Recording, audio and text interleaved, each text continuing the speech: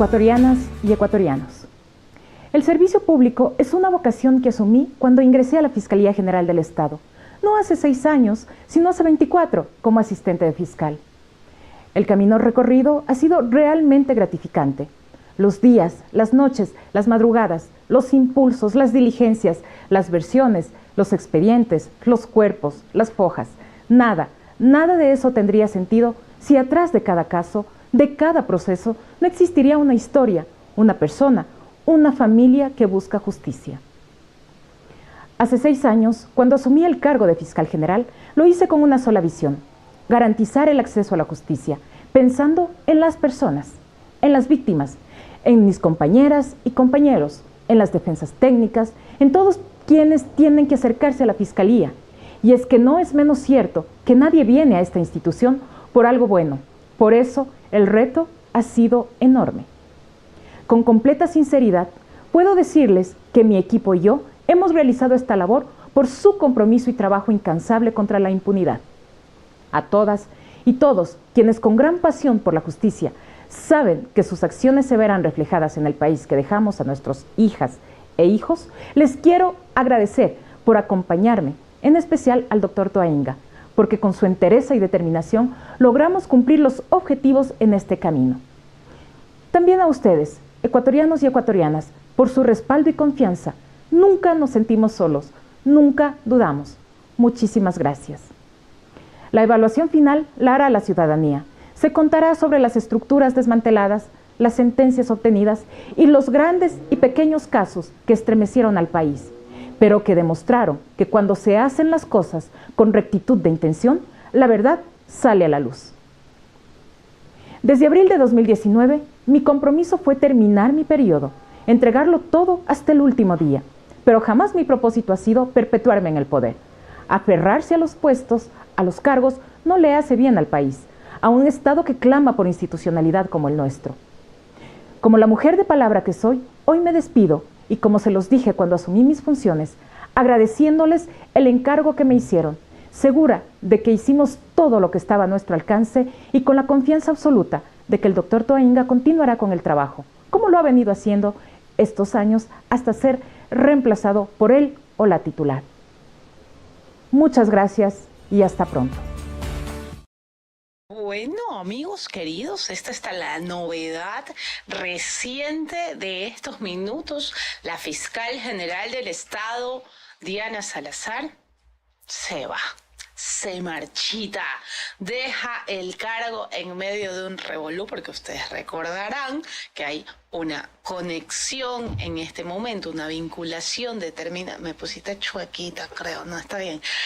Una vinculación contra Andrés Arauz, contra la asambleísta Esther Cuesta y contra el superintendente del correísmo, hoy podemos decirlo, gracias a ligados, el señor González. Así que, bueno, pues ahí está. La fiscal vincula a estos 3 personajes a este polémico caso investigativo y al día siguiente anuncia su renuncia. ¿Coincidencias o no? Hoy vamos a tener un programa especial en donde hablaremos a profundidad de quién fue como fiscal general del Estado, porque no se ha ido de este mundo, Diana Salazar.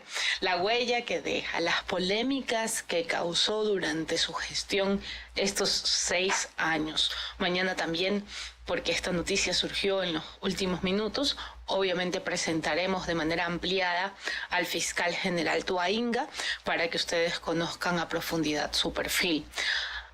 Ahora sí, antes de seguirles dando el menú del día, por supuesto saludo a mi querido panel, haciendo una deferencia en este momento porque recibimos nuevamente a Plantita, Nacheli Betancourt, a quien le doy la bienvenida. Hola Nache, ¿cómo estás? Hola, buenas tardes, es un placer estar aquí de nuevo, a pesar de que ayer hubo algunas complicaciones. Complicaciones, nos cortaron el internet. ¿Qué pasa? Ah, ya no te da el micrófono. Entonces no entiendo. ¿Qué? Que se acerque el de ella. Ah, que te pongas Bien tu micrófono. Está bien, solamente acércate así, amigos, así como, como locutor. Ya, está bien. Ya la arreglo, pero primero dejen que Marci también los salude un momentito. Ya, vaya. Que arregle. ¡Uy! Se cayó. está. Bueno, bienvenidos amigos a un nuevo horario porque nos adelantamos. Sí, 40 minutos. Déjenos saber si les viene bien este horario y que les venga bien porque no lo vamos a cambiar otra vez. Omar. No, hola. Hola, ¿qué tal? Todo mal. Hola, ¿qué tal? Es porque se fue la fiscal. Blanca y Nacheli, bienvenida nuevamente al equipo de la defensa en estos semanas de pasantías que vas a tener con nosotros. Meses. Y así es, importantes novedades, información de última hora que acontece acá en nuestro país con relación al tema de la señora Diana Salazar. Bien, importante, amigos. Ahora sí todos en orden. Nacheli, no sé, estás muy bajita, creo. O yo estoy muy alta, quizás. No, es ella no. Adiós, Nacheli. Eres un problema para este programa. Bienvenida. Vamos a divertirnos, vamos a informar a nuestra gente, vamos a contarles qué tenemos para el día de hoy. Vamos a recorrer la vida de Diana Salazar y también tenemos otra Salazar, protagonista de esta historia. Ya terminé por fin la nota sobre Mónica Salazar. La verdad es que me costó muchísimo tiempo escudriñar todo su pasado correísta y todas las veces en que habló mal de Daniel Noboa, pero la oveja descarriada del correísmo va a tener su merecida despedida aquí en La Defensa para recordar un poco cómo pensaba antes de cambiarse de del bando azul al bando morado. También vamos a tener un sesudo análisis sobre la declaratoria de inocencia de Guillermo Lasso. ¿Qué hay detrás y cómo falló la Corte si esto ya es una realidad sobre papel? Y luego, amigos, la entrevista al abogado de Guillermo Lasso, Pablo Encalada. Bien, empezamos el programa, no sin antes saludar a nuestra querida audiencia. Omar Segarra. Así es, saludamos a nuestros amigos. Romero Williams, saludos cordiales. Segundo Cela dice: anda, prepárate bien y medita sobre tus actuaciones. Guido Valencia, ante la beneficencia del CPCCS, del Consejo de Participación Ciudadana, el doctor Toalinga completará otros 6 años. Pregunta. Probablemente. No se sabe porque en este momento ya está tipificado el inicio del concurso para fiscal general del Estado y Andrés Fantoni ha dicho que en las próximas semanas habrá noticia y que máximo hasta febrero habrá nuevo fiscal general del Estado.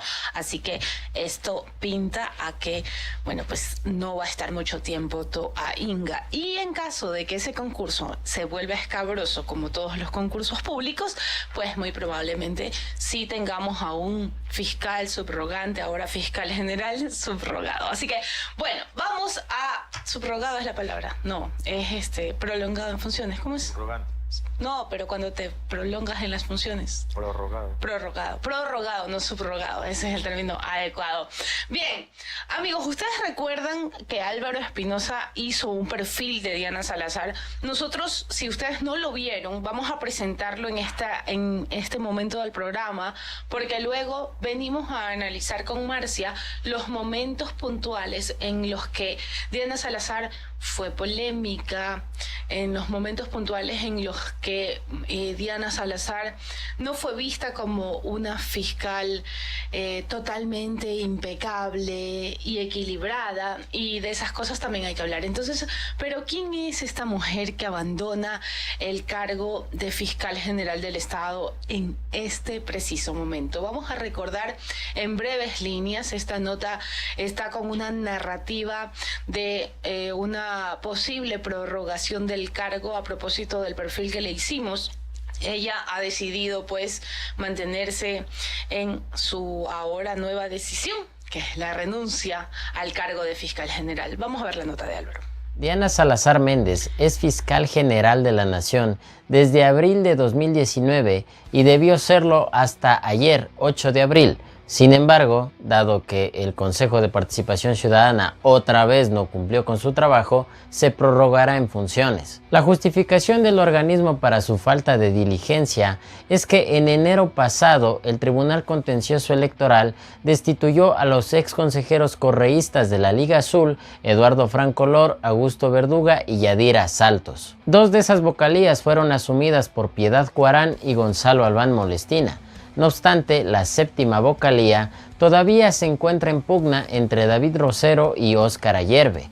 Al respecto, la Asamblea Nacional ya elevó a consulta de la Procuraduría para que dirima ese conflicto. Andrés Fantoni, presidente del CPCCS, advirtió que en tanto esa situación no se solucione, el concurso de fiscal general no avanzará, pues un Consejo de Participación Ciudadana incompleto que escoja a la primera autoridad del Ministerio Público podría configurar en lo posterior algún tipo de nulidad. Con relación a la prórroga de Salazar, la Procuraduría General del Estado ya emitió un pronunciamiento desde el pasado 26 de febrero con carácter de reservado en el que absuelve una consulta formulada por la propia fiscal y la faculta a prorrogarse en funciones hasta que sea legalmente reemplazada. Salazar ya confirmó que efectivamente se prorrogará en funciones para garantizar un proceso de transición ordenada y no dejar a la institución en acefalía. Este periodo adicional en funciones probablemente durará algunos meses más,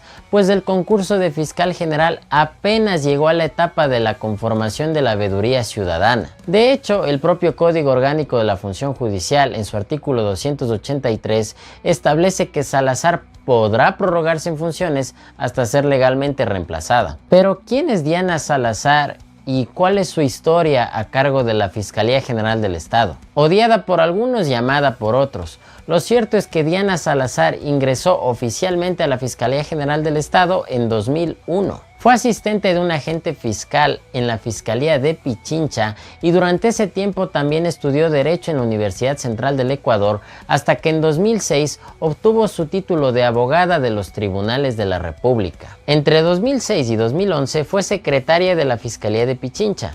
En 2011 fue nombrada agente fiscal. 5 años después, en 2016, dirigió la Unidad de Lucha contra la Corrupción de la Fiscalía, lo que la puso a la cabeza de algunas investigaciones importantes en el país. Entre ellas estuvo el denominado caso FIFA Gate, que investigó una red de corrupción transnacional en la que estuvo implicada la Federación Ecuatoriana de Fútbol, además del caso Odebrecht, en el que se develó un esquema de corrupción en el que la constructora pagaba millonarias coimas a altos funcionarios del correísmo, entre ellos el ex vicepresidente Jorge Glass. Precisamente este último caso catapultó la carrera fiscal de Diana Salazar. Fue el entonces presidente del Ecuador, Lenín Moreno, quien en febrero de 2018 designó a Salazar como directora de la Unidad de Análisis Financiero y Económico. Salazar mantuvo ese cargo hasta el 8 de abril de 2019, día en que fue posesionada por la Asamblea Nacional como fiscal general de la Nación, luego de haber ganado el concurso de méritos y oposición organizado por el Consejo de Participación Ciudadana y Control Social transitorio. Ahora bien, en 6 años en funciones, Salazar ha develado importantes estructuras de corrupción y narcodelincuencia en el país. A continuación les presento algunos de los casos más emblemáticos. Caso Sobornos 2012-2016. Proceso por cohecho. La Fiscalía de Diana Salazar comprobó la existencia de una estructura de corrupción que operó de manera paralela a la presidencia de la República de Rafael Correa para el cobro de sobornos de empresarios a cambio de la adjudicación de obras públicas. Ese dinero fue utilizado para el financiamiento de actividades proselitistas. Caso Reconstrucción de Manabí. Proceso por peculado. Tras el terremoto de Manabí, se creó mediante Decreto Ejecutivo 1004 el Comité de Reconstrucción y Reactivación Productiva y del Empleo, con la finalidad de ejecutar la reconstrucción de infraestructura afectada y reactivar la economía en las zonas afectadas. El 25 de abril de 2019, la Fiscalía recibió una denuncia del CPCCS sobre el presunto abuso de fondos públicos destinados a la reconstrucción, y el 9 de mayo de ese año, la Contraloría General del Estado presentó un informe con indicios de responsabilidad penal en contratos financiados por la Ley de Solidaridad, relacionados con la construcción del Parque Las Vegas en Puerto Viejo y el proyecto Tramo Acceso al Puerto de Manta. El 5 de enero de 2024 se formularon oficialmente cargos por presunto peculado, resultado de lo cual se determinó la prisión preventiva contra Jorge Glass, expresidente del Comité de la Reconstrucción, y Carlos Bernal, exsecretario técnico. Caso Las Torres, proceso por delincuencia organizada.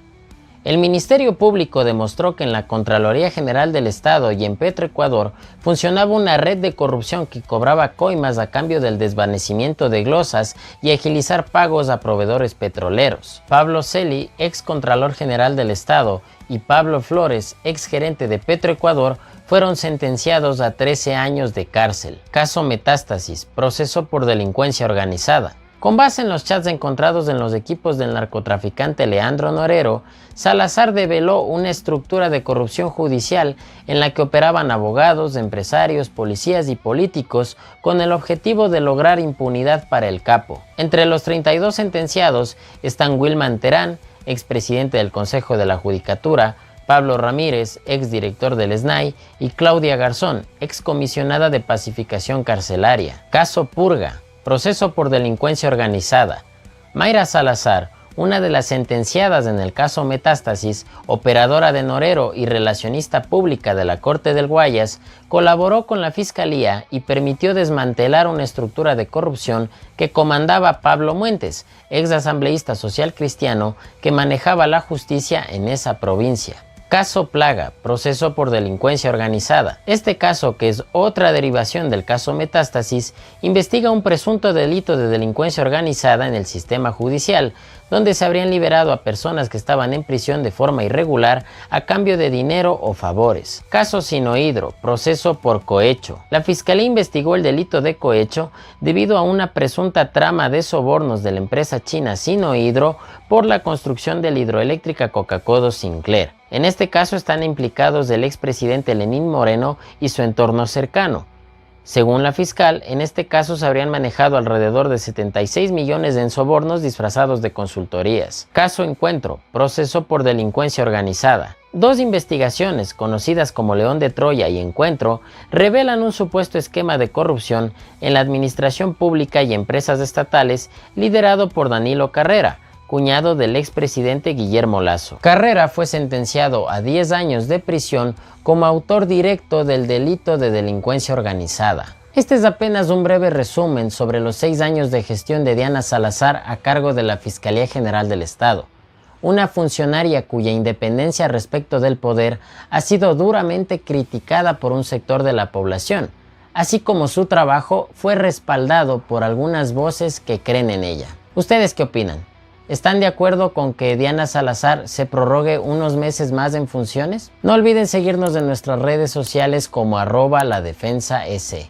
Yo soy Álvaro Espinosa y somos La Defensa. Defendemos la verdad con periodismo. Mucha tela que cortar, pero antes, importante mención para ustedes en este programa. Conoce el nuevo mapa de Guayaquil, que incluye las nuevas áreas urbanizadas, parroquias y los hitos urbanos más destacados de nuestra ciudad.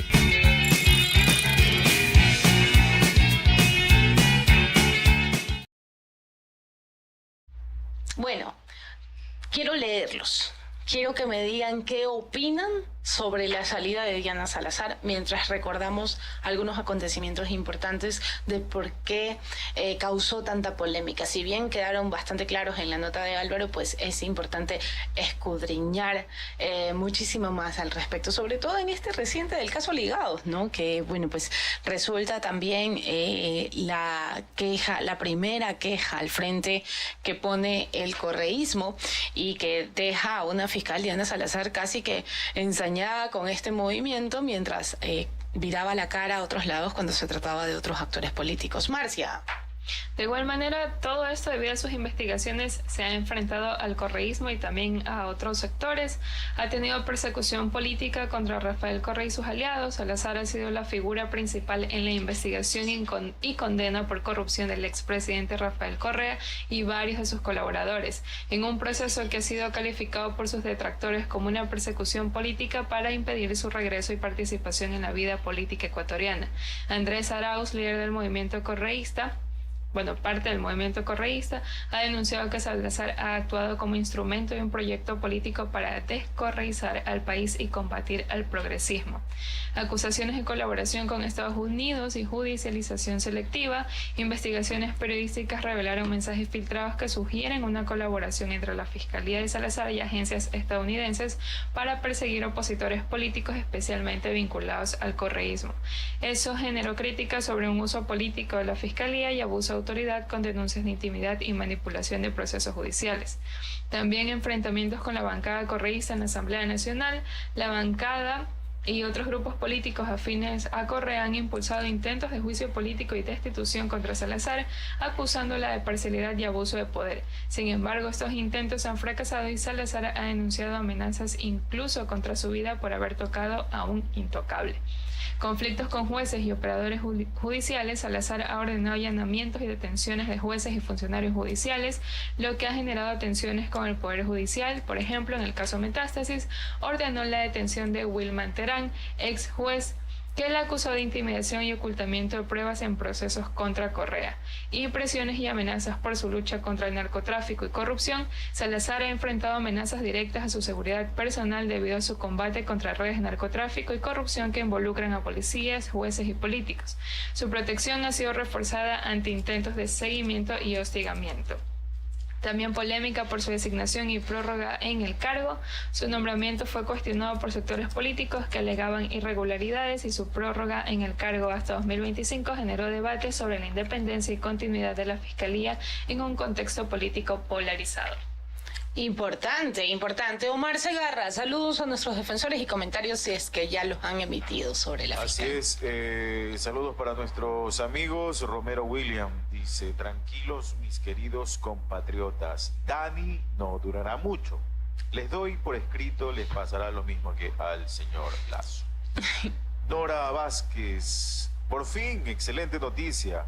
El infinito la juzgará porque esta justicia está podrida. Y Yadira Betancourt nos saluda y nos manda muchos abrazos. La mamá de Nacheli, ya volvió a ver el programa, ¿no? Porque ya volvió su bebé el programa, Gracias a todos los que están conectados, a los que se conectarán, a los que van a estar con nosotros en diferido. A todos un abrazo gigante y muchísimas gracias por confiar en el periodismo de la defensa. Cuña publicitaria para mí misma. Espérate, es para mí misma. Mí misma y mi persona. Ya te voy a traer graficación también para esa cuña. No he pedido permiso para darla, pero no me importa. Amigos, sácame a esa man, por favor, de ahí. Y ahora sí, tengo a bien decirles que nada, miren, ya me quedan en realidad 5 libros porque Omar compró uno y tuve otros pedidos el fin de semana, pero estoy vendiendo los últimos ejemplares de mis historias urbanas. Si ustedes no tienen mi libro, es un anecdotario que escribí mientras fui columnista en Diario Extra. Salía todos los domingos, se llamaba Mis Historias Urbanas. Y básicamente hago no ficción en esas pequeñas columnitas contando anécdotas de todo: viejos, niños, borrachos, gays, cristianos, todos. Así que estoy bien como mirando a mi alrededor y a mí me da como Martina, puta ladrón. Bueno, en realidad es muy diverso. Yo siempre digo que mi libro es un libro para leer en el baño. Y no, en serio, es que entretiene mucho. Aparte son súper chiquitas las anécdotas, así que los conmino a pedirlo. Como lo piden, envíenme un mensaje al 097-953-6548, 097-953-6548, y obviamente ahí les doy los pasos previa transferencia a mis cuentas bancarias. Yo se los hago llegar por ¿cómo se llama esa cosa verde? Servientre. Esa cosa verde. Servientre, la Plantita. ¿Cómo estás, Plantita? ¿Todo bien? ¿Qué tal? Ya la voy a ver en su debut del regreso. Ay, no. Regreso, desbarató todo. Oye, a su regreso tumbó el micrófono, tumbó la mesa. Qué barbaridad, qué barbaridad. Bueno, antes de cerrar lo de Diana Salazar, sí es necesario que ustedes se enteren de que esto es uno de los temas más comentados de la jornada informativa. Saltaron ya muchas personas a hacer comentarios, por supuesto que saltó el correísmo, no voy a replicar puntualmente lo que dijo Rafael Correa. Niels Olsen mañana espera a Diana Salazar en la asamblea para aceptar y reconocer su renuncia. Han pasado muchísimos años a lo largo de esta carrera, 24 en total, 6 como fiscal, y bueno, pues el legado que le adjuntan en breves imágenes los correístas son que ha dejado impune casos como el reparto de hospitales, el caso INA, los asambleístas con carnet falso, también impunes los vacunados de VIP, impune el peculado en la campaña de Noboa, impune el caso de Petronovoa, impune el caso de Lazo y los albaneses que ha quedado totalmente absuelto, impune el caso de Don Nasa. Estoy repitiendo lo que dicen los correístas contra la fiscal. Por otro lado, hay quienes defienden a esta loable mujer de la justicia que ha hecho una leyenda manejando la Fiscalía General del Estado. ¿Ustedes qué opinan de Diana Salazar? Sería muy importante para nosotros leerlos. Niels Olsen, el presidente de la Asamblea actual, ha dicho que ella es una mujer ecuatoriana que sirvió al país con carácter, firmeza y tenacidad durante los últimos 6 años. Esas son son los claroscuros con los que está recibiendo la noticia la política ecuatoriana en esta jornada del 20 de mayo. ¿Y saben de quién también hablan? De los desertores, amigos queridos. Así que ha llegado el momento de que ustedes se tomen un agüita con la defensa y vayamos a mirar esta nota, que no es la nota definitiva, porque Omar está haciendo la que es de verdad. Pero teníamos que mostrarlo porque si no ya quedaba vieja. Vamos a subirla como la nota apenas la termine de editar, pero les he traído un guiño de lo que será la presentación de nuestro reportaje de la semana, la nota que habla de esta correísta, oveja descarriada que se fue con ADN. ¿Cómo es que alguien como Mónica Salazar? Y van a decir, ¿pero por qué quiero saber eso? Porque cuando yo vi lo correísta que era Mónica, yo dije, Dios, tengo que explicarle al mundo qué pasó aquí. Entonces intento explicarlo en esta nota y espero en serio que les guste. Ahí las dejo. La desertora del correísmo, Mónica Salazar, fue más correísta que el mismo Correa. Que vuelva Correa, que vuelva Correa.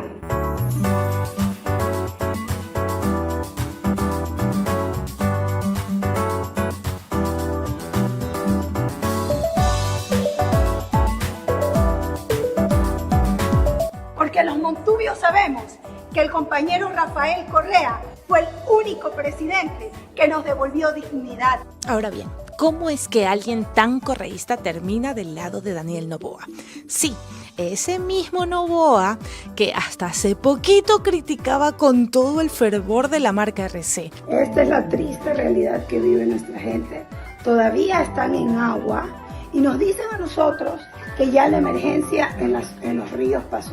Porque pretenden con una fundita de comida llegar a aplacar la dura realidad y el verdadero perjuicio que están viviendo hoy estas familias. Las ofertas son el pan de cada día de este actual gobierno que más parece un candidato en un proceso electoral vigente que un presidente gobernando un país.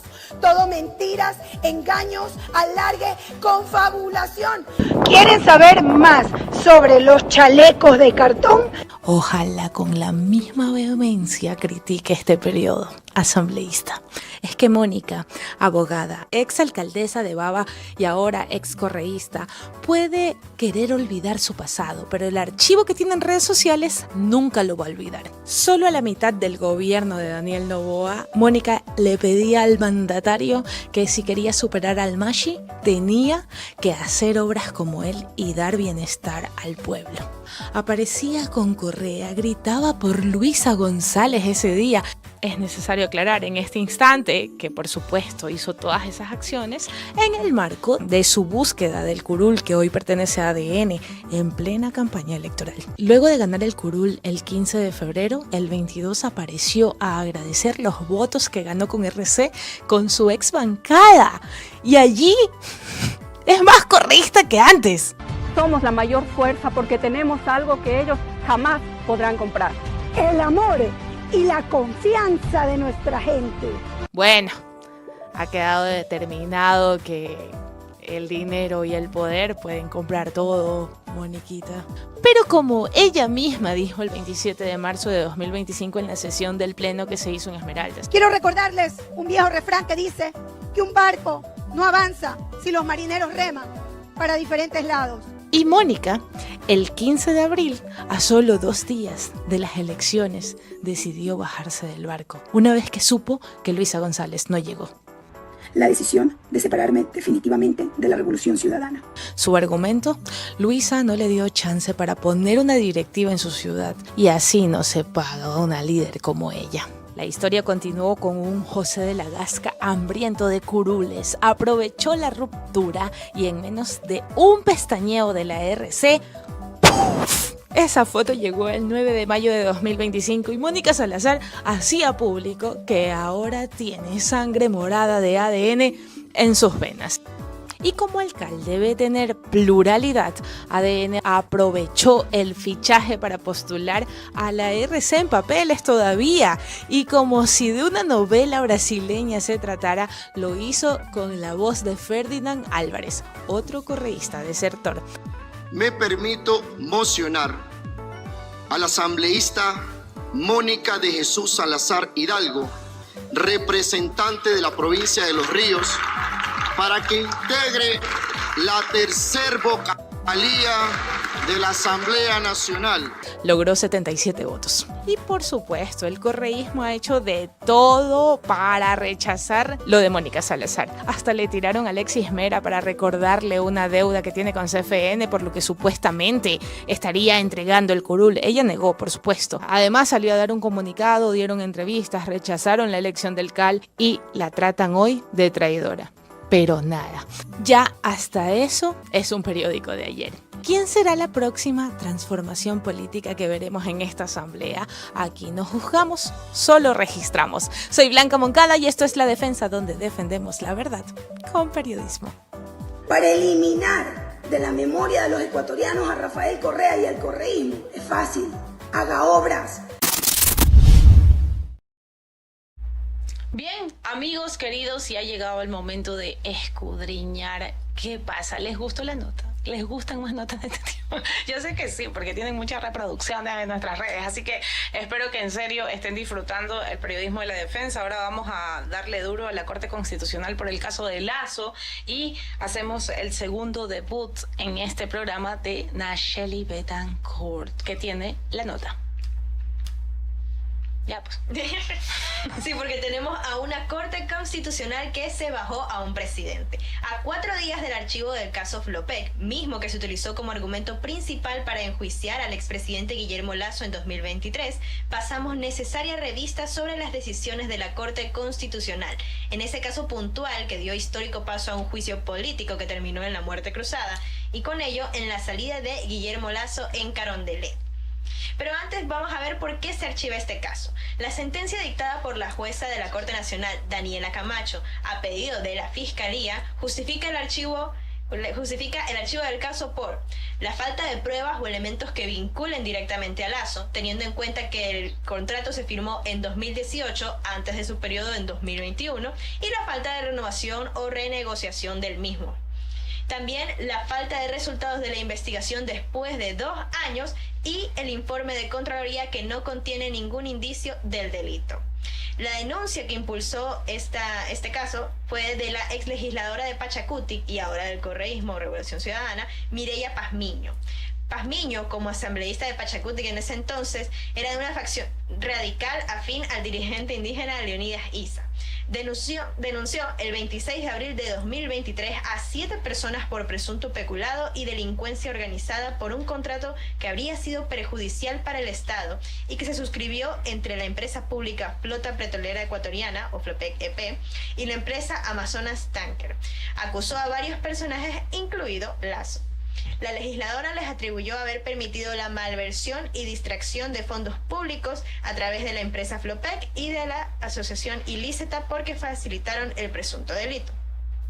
Pero, con todo, si ya se determinó que no había pruebas desde el principio, las decisiones de la Corte Constitucional están dejando un precedente poco positivo en donde se permite que un presidente sea sometido a juicio político por acusaciones sin sustento penal y acorte su tiempo de mandato en el caso de Lazo después de declarar la muerte cruzada, porque si no se iba él solo, se iban todos.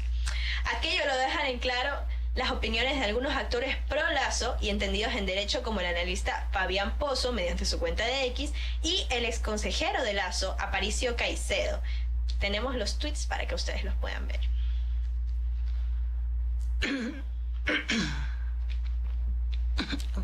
Hasta que Omar cargue los tweets, tengo un ratito. Ya, ahí está, Fabián puso.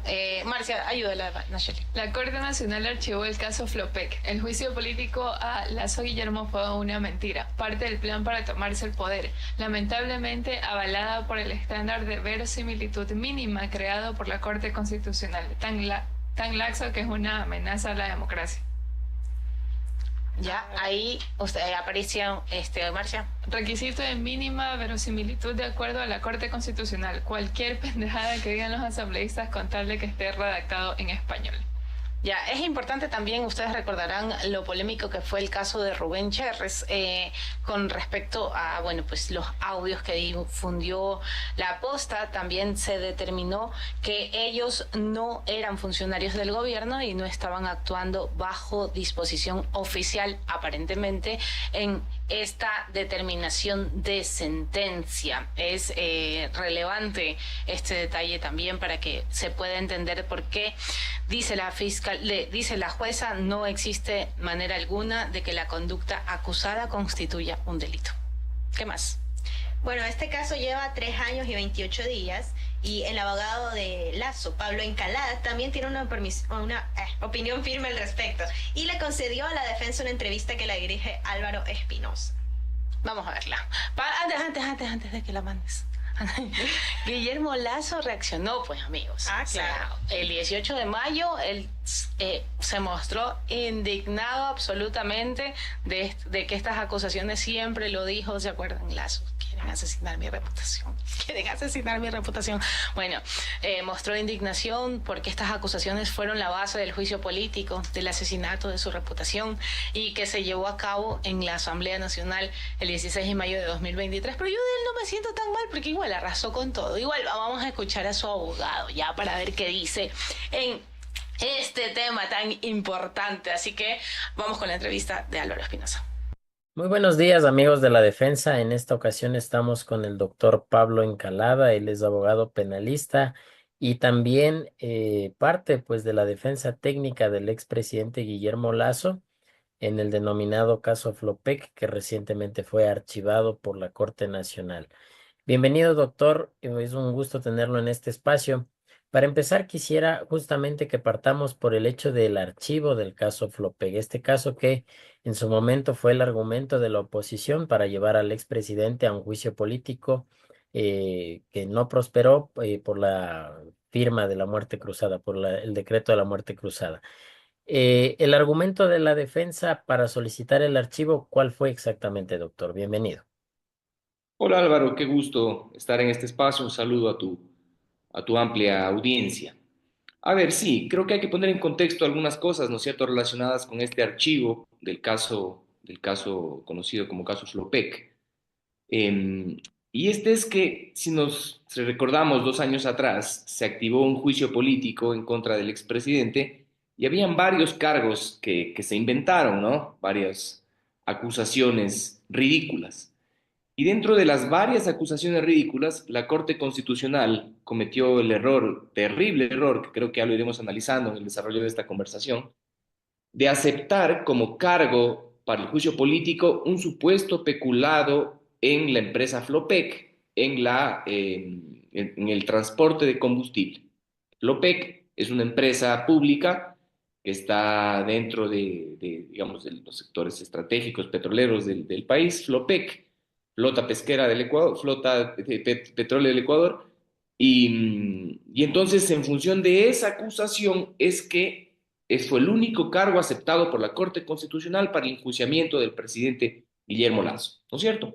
Ok, dentro de ese caso, luego como una acción desesperada, creo yo, para darle algo de sentido a la acusación política, la asambleísta Mireya Pazmiño presenta una denuncia en fiscalía, lo cual ya es raro. Cuando hay un caso de corrupción, primero se presenta la denuncia, no sé, se conoce la investigación, luego viene lo político. Acá fue al revés, se inventaron un caso político y para darle algo de forma, Mireya Pazmiño presenta la denuncia en fiscalía después. Ok, con esa acusación y ese cargo fue que terminamos en la muerte cruzada, en el que el presidente Lasso declaró la disolución de la asamblea, fuimos a elecciones anticipadas, etcétera, lo que conoce el país, ¿no es cierto? Lo coincidente es que después de 2 años de esta investigación, justo a los 2 años, el caso termina con el archivo, la resolución de archivo por parte de la Corte Nacional de Justicia, digamos una coincidencia ahí, una feliz coincidencia, aunque claro, el resultado es pues injusto, porque lo que la Corte dice es que no hay ningún delito atribuible a Guillermo Lasso, y entonces esto nos retrotrae a decir, bueno, entonces, ¿cómo fue posible que se haya llevado un juicio político por un caso que después la justicia dice que Guillermo Lasso no tiene ninguna responsabilidad? Así que eso es lo que ha pasado en este caso. En estos 2 años se ha desarrollado una investigación intensa por parte de Fiscalía. Fiscalía no es ninguna perita en dulce, que por ahí leo en los tweets y en las redes sociales que hemos sido favorecidos por la fiscal general.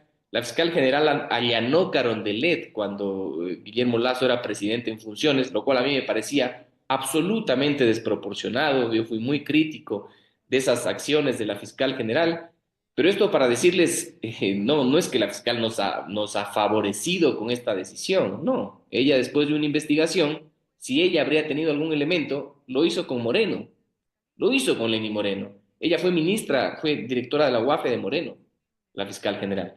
Si algo habría encontrado en contra de Guillermo Lasso, lo habría procesado pues sin ninguna duda.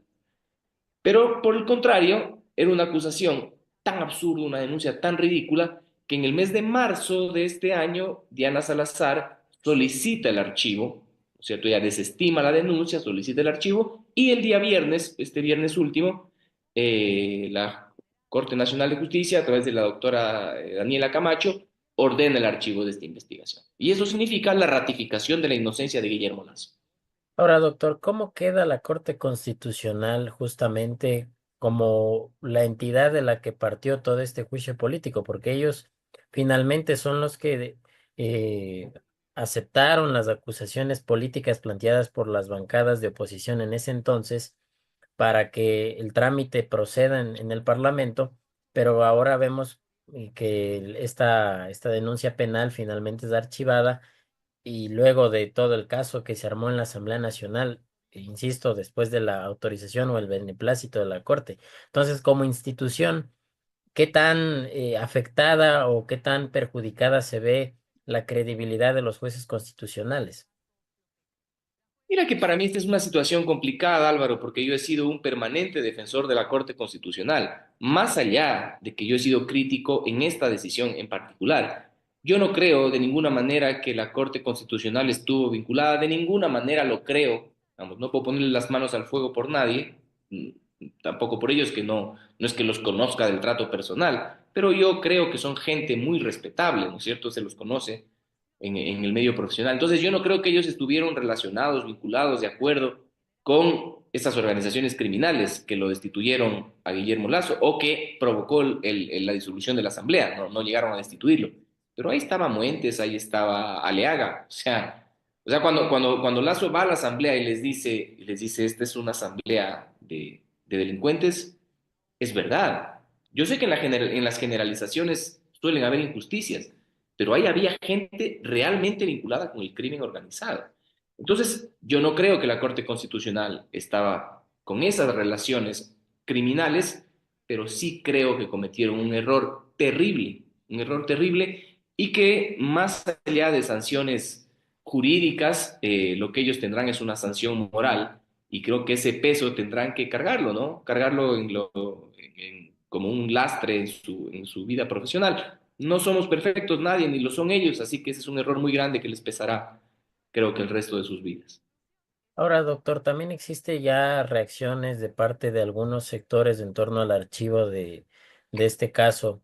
Por ejemplo, la asambleísta Viviana Veloz, que era una de las mayores promotoras de este juicio político, indicó que, bueno, de todo esto se trata de una cuestión de la justicia vinculada al poder político y económico al que se pertenece Guillermo Lazo, y que no existe garantías de que efectivamente el caso, al ser archivado, eh, le otorgue la inocencia a él, porque es una justicia, insisto, según la asambleísta, que está vendida a estos poderes económicos y políticos. Entonces, ¿qué apreciación le merece a usted esas acusaciones? Álvaro, yo fui el abogado, yo soy el abogado de Guillermo Lazo en todos los temas penales, yo fui el abogado en este caso, pero yo no te voy a decir que hemos tenido una defensa extraordinaria para ganar el caso. No, los hechos eran absurdos, Álvaro. La defensa en mi caso es una defensa sencilla, estratégica sí, pero sencilla, porque la acusación que le formulan es ridícula. Empecemos por lo primero. Lo acusan por un contrato suscrito en el año 2018. Es decir, hay un contrato de transporte de petróleo, eso es Flopec y Amazonas Tank. Un contrato de transporte del petróleo que vende Petroecuador, vende el Ecuador y se transporta a través de esta empresa. Y ese contrato que dicen en la acusación que es un contrato lesivo para los intereses del Estado, es suscrito en el 2018. ¿Cuándo entra en funciones Guillermo Lazo? En el 2021. Entonces, si uno parte desde ahí, no hace falta ni siquiera estudiar derecho, no hace falta ser un abogado brillante para darte cuenta que nadie puede ser responsable por hechos del pasado. Es un gobierno anterior. Luego, la acusación es que la Contraloría General del Estado había encontrado un perjuicio para el Estado. ¿Ok? La Contraloría tiene varias formas de intervenir, y cuando la Contraloría encuentra, por ejemplo, que hay, digamos, indicios de un delito, emite un informe con indicios de responsabilidad penal y lo remite a la Fiscalía. ¿Qué hay en este caso? Hay un informe al periodo del año 2020, nuevamente, antes del presidente Lazo, sin indicios de responsabilidad penal. Y lo que hay en ese informe de Contraloría son recomendaciones, varias recomendaciones. Estas son conocidas ya en el año 2021 por el gobierno de Guillermo Lazo. ¿Qué hace su gobierno? Cumplir todas las recomendaciones. Por ahí alguien dice, es que tenía que terminar el contrato. ¿Cómo así? ¿De dónde sacan eso? Eso no existe. Yo, obviamente, en la investigación le pido a la Fiscalía, pregúntele a Contraloría si es que le ha dicho al gobierno que termine el contrato. No. Pues, ¿por qué lo iba a terminar? De hecho, el año que más utilidades tiene Flopec es en el periodo de gobierno de Guillermo Lazo. Entonces la acusación, luego, que Guillermo Lazo por omisión cometió peculado porque debió haber terminado el contrato. No hay peculado por omisión en el Ecuador. Finalmente, que Guillermo Lazo, dos cosas más, digamos que en parte este absurdo, que Guillermo Lazo ha renegociado el contrato. Mentira, no lo renegoció. Es un contrato que seguía su proceso, su cumplimiento, y creo que sigue hasta hoy. Me parece que sigue hasta hoy. Y finalmente, un presidente de la República tiene que responder por todos los contratos suscritos en el Estado. ¿No les parece eso un absurdo? Es decir, no solo que la temporalidad, olvídate de la temporalidad, que es una locura, como que él viaja en el tiempo, ¿no es cierto? Y dice, voy a firmar y después voy a ser presidente. Olvidémonos de eso. Pero un contrato firmado en una empresa pública, que tiene absoluta autonomía, que se rige a la ley de empresas públicas, si es que en verdad hubiese corrupción en ese caso, ¿qué tiene que ver un presidente de la República? Entonces, por donde lo mires, Álvaro, por donde lo mires, esta era una acusación sin ningún sustento. Desde todos los sectores, lo dijimos, los sectores serios, por supuesto, de este país, académicos, abogados, analistas, desde todos los sectores serios de este país, criticamos esa acusación. Y lamentablemente la Corte Constitucional incurrió en un error garrafal, probablemente producto de una negligencia. Yo prefiero pensar que fue una negligencia de la Corte Constitucional, pero que deja un precedente terrible para nuestro país. No creo que haya tenido que ver con el momento político que se estaba viviendo en ese momento. Es decir, las circunstancias no eran las más favorables para el gobierno, venía enfrentando algunos desafíos en cuanto a los índices de criminalidad y también la arremetida de la oposición en la Asamblea. Entonces, ¿no será que la Corte de alguna forma claudicó o se plegó a a estos ataques continuos que recibía el gobierno, tal vez? Mira, a mí me parece que la Corte, lo que pasa es que tendríamos que volver un poco a analizar qué es el juicio político. Yo todavía leo opiniones de gente muy respetable que dice, es que el estándar probatorio, el estándar de convencimiento no es el mismo para el juicio político que para el juicio penal. Y eso es verdad. Es verdad, para que haya una sentencia en materia penal tiene que haber un grado de certeza, ¿no es cierto? El juez dice, no, estoy convencido totalmente de que esta persona es culpable del delito para mandarte a la cárcel. Pero para un juicio político, el estándar de convencimiento es mucho menor. Entonces, claro, los asambleístas deben tener un mínimo grado o una poca certeza, si tú quieres, pero algo tiene que haber, ¿no es cierto? Entonces, en nuestra Constitución de la República, a diferencia de otras formas de gobierno, como son las repúblicas parlamentarias, en donde con la sola votación de los legisladores, de los diputados, lo que fuere, parlamentarios, pueden destituir un presidente. En el Ecuador no. En el Ecuador tenemos un juicio político por causales. No les gusta, refórmenlo, pero eso es lo que tenemos, un juicio político por causales. Y en el caso de Guillermo Lazo, la causal era supuestamente el peculado. ¿Qué significa esto, Álvaro? No significaba que tenía que haber una sentencia para destituirlo por peculado. Significaba que algo, tú debías tener algo medianamente creíble como para poder autorizar el juicio político. La Corte Constitucional comete un error terrible porque yo creo que ahí les pasó una mala jugada, creo yo, su falta de formación desde lo penal. Entonces ellos dijeron que había una mínima verosimilitud con la acusación y por eso autorizaron el juicio político.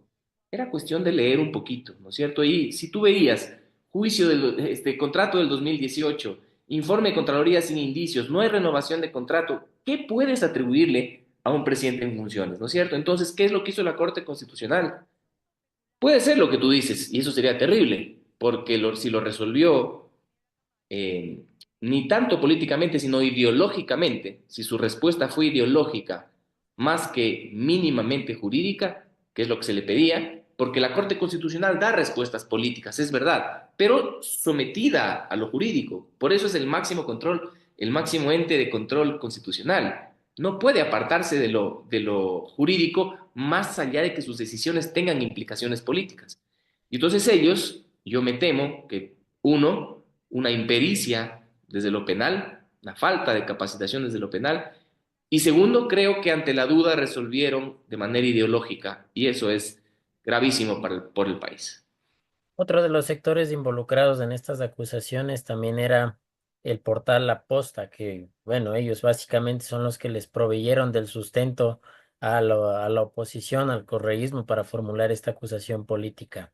Esta gente de igual forma ha dicho que todo es parte de un complot entre la justicia y Guillermo Lazo y que son jueces vendidos y demás. Entonces, ¿qué decir ante estas acusaciones también de este portal digital que en su momento fue protagonista de estas duras denuncias que hoy se han caído, digamos, con el archivo?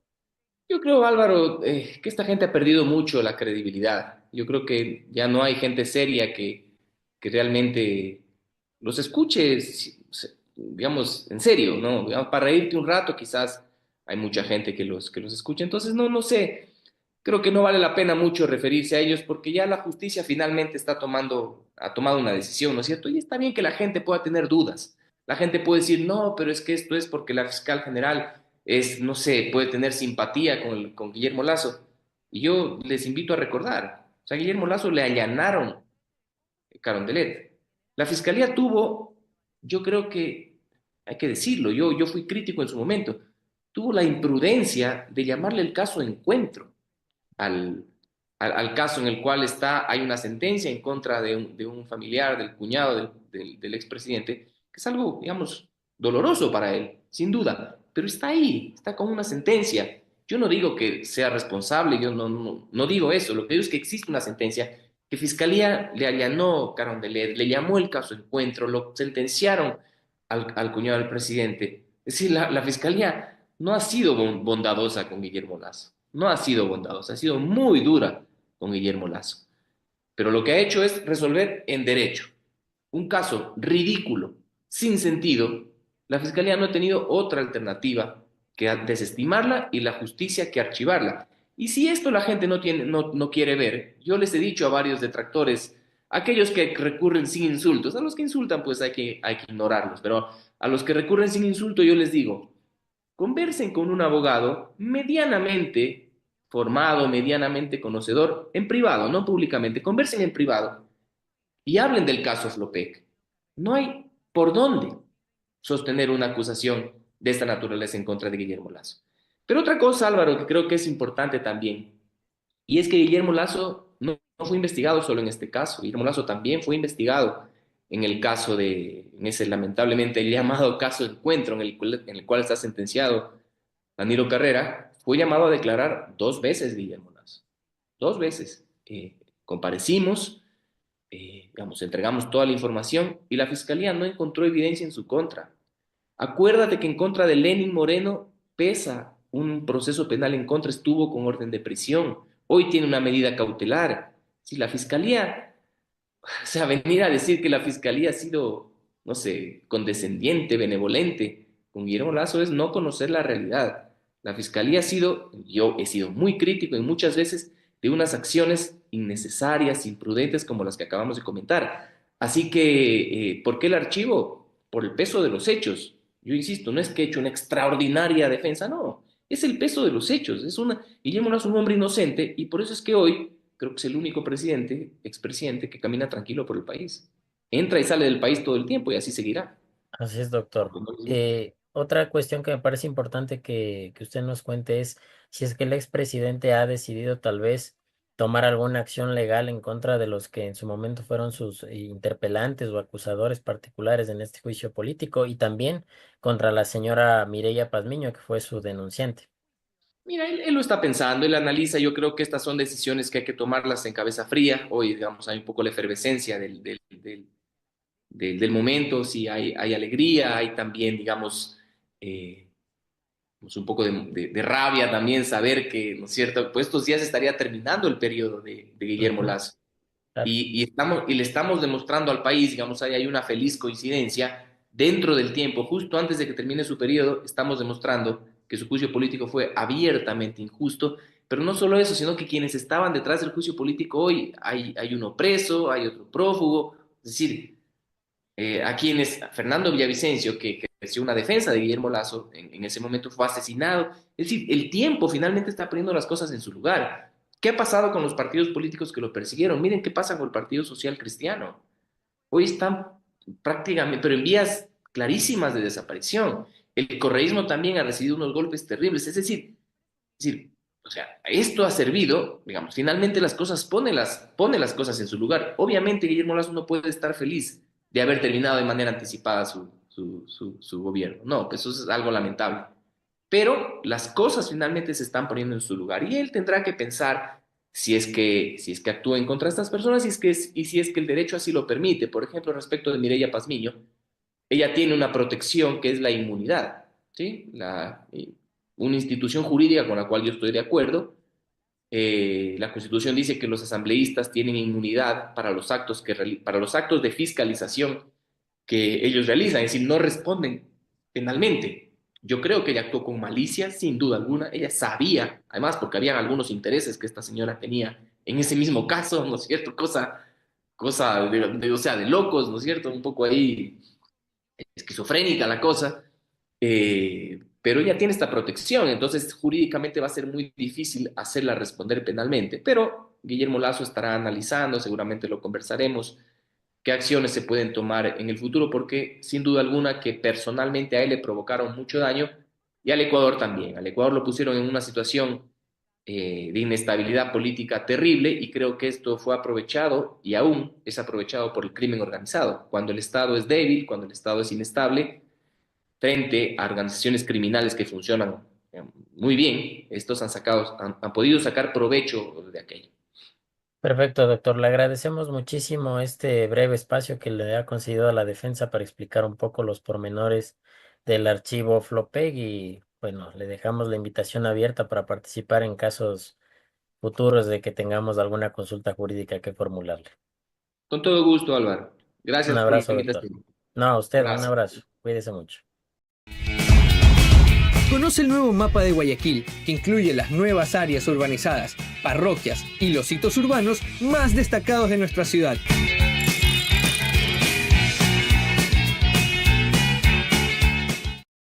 Bien amigos, ese fue el programa de esta tarde y los esperamos por supuesto en la siguiente emisión de La Defensa en Vivo, siempre a las 12:40. Y recuerden, en La Defensa entendemos que la verdad no es patrimonio de nadie, pero defenderla es obligación de todos. Chao, chao.